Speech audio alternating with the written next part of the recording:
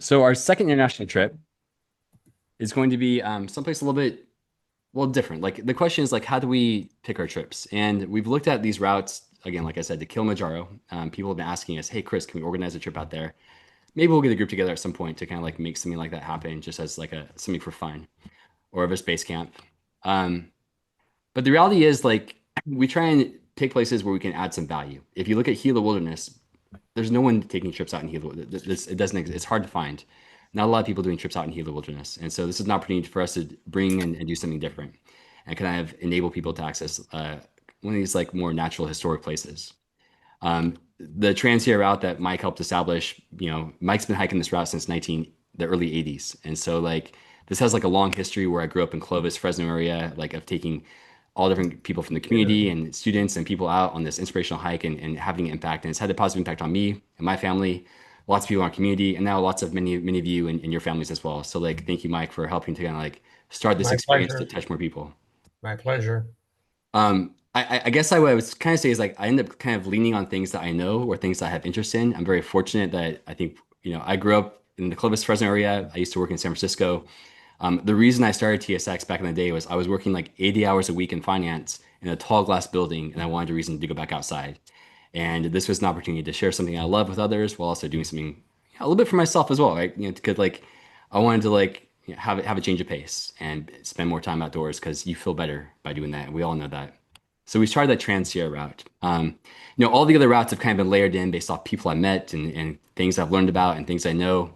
The big trip that we had listed out to Baffin Island is because I used to actually spend some time in Canada. I lived in Canada for about a year, and that was at the time when the Nunavut was becoming like a formal territory, and there were these great documentaries on the BBC, on the CBC about like Baffin Island, and so that like stuck with me for many years. And finally, after reconnecting with Alyssa, who's had spent some time in the north, we put Baffin Island back on the list and on the map. And so it's exciting to like have our first trip out there this summer. It's really been coming together. Like when we kind of like launched it last year, we had the framework, but now it's kind of like the nuts and bolts are coming together. We just booked two uh, private flights for 10 people each, going back and forth to from Ottawa.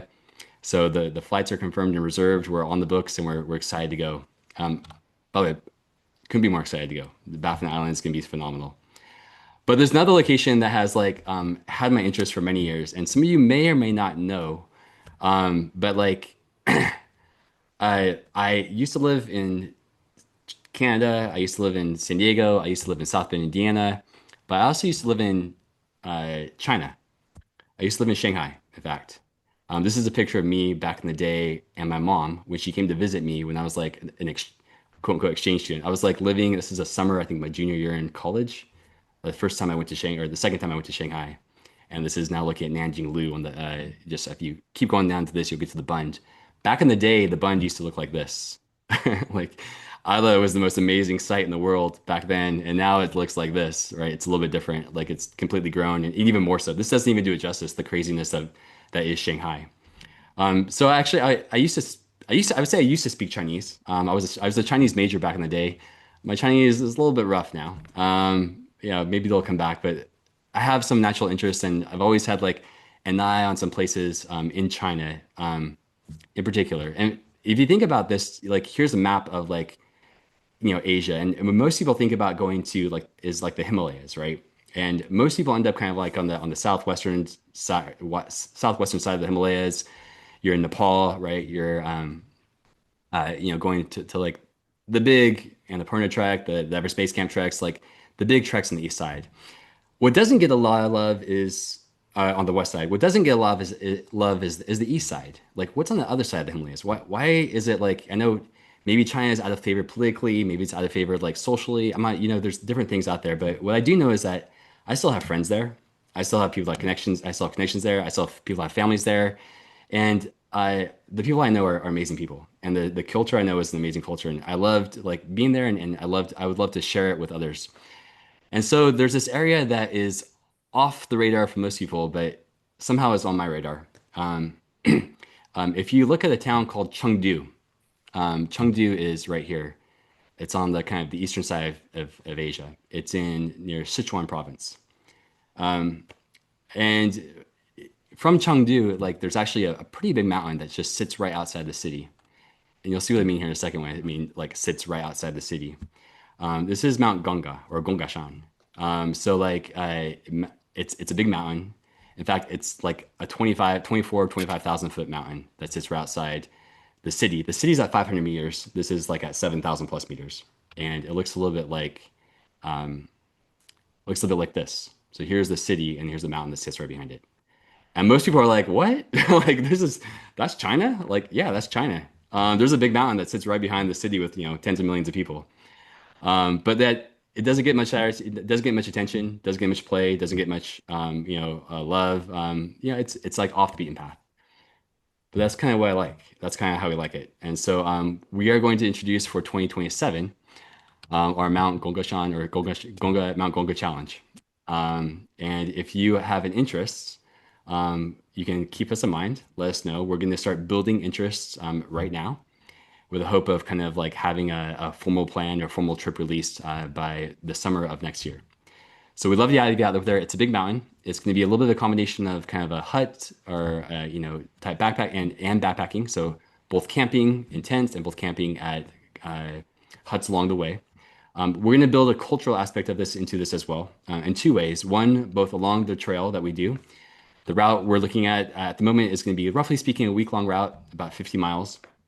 Elevation will be up to around 15,000 feet elevation as we kind of go around this Mount Gongga region.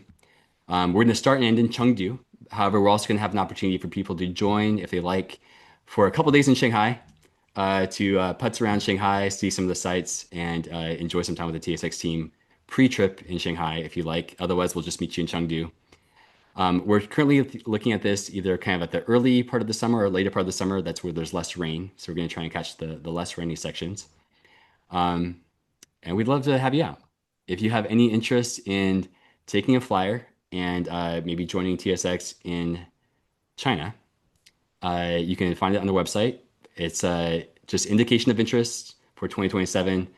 We're going to just take first come, first serve. And this is just a $250 deposit, fully refundable. If anytime you want to back out, let us know up until the point where we have everything finalized.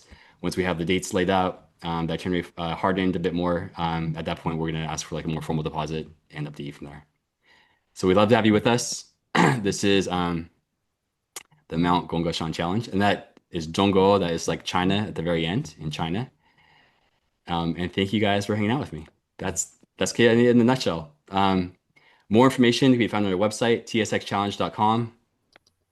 There is, you can shoot me an email, send me a text. We'll literally answer questions year round from many of you as we kind of prepare and plan for upcoming trips. We're happy to share as much as we can so you have a safe and enjoyable trip either this year or in years to come on any of our routes. We'd love to have you out with us. And if you're not on social media yet, follow us on social media. We'd love to have you there as well. And with that, I will pause it and see. Hey, many of you are still here, which is awesome. And we'll take any questions. So thank you.